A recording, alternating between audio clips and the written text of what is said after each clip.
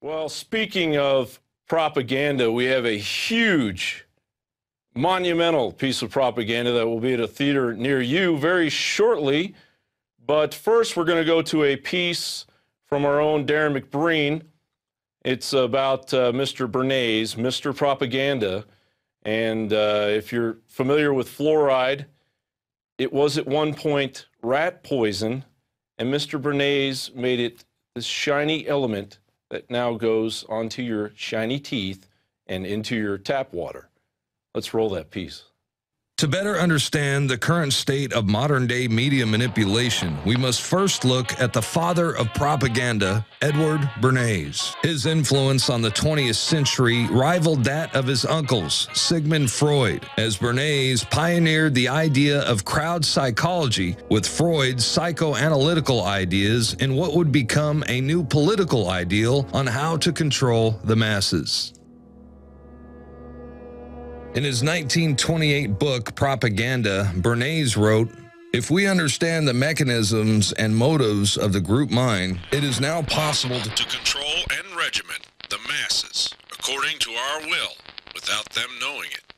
He called it the engineering of consent and proposed that those who manipulate this unseen mechanism of society constitute an invisible government, which is the true ruling power of our country. It was Bernays who introduced the corporate giants to crowd psychology methods and polished techniques to manipulate society. He convinced the population to buy on impulse things they didn't even need by linking mass-produced goods to their own unconscious desires.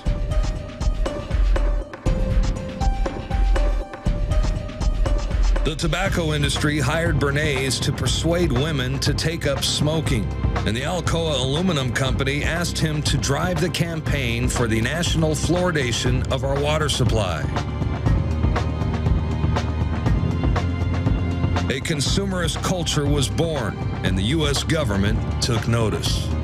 In addition to famous corporate giants, Bernays also began working for the federal government. They adopted his technique of manufacturing ever-present dangers and then maintaining a constant state of fear to give those in power greater control of what Bernays called the mass mind. Edward Bernays, who's the father of modern advertising and propaganda, he literally wrote the book Propaganda. Joseph Goebbels, on record, the Nazi propaganda minister, used a lot of his information and twisted it to his own designs. Bernays was the chief psychological warfare expert for more than 20 years, advising the Department of War. He advised them to call it defense. Don't be honest anymore. Call it the Department of Defense, because you're actually going to run giant imperial slaughter operations.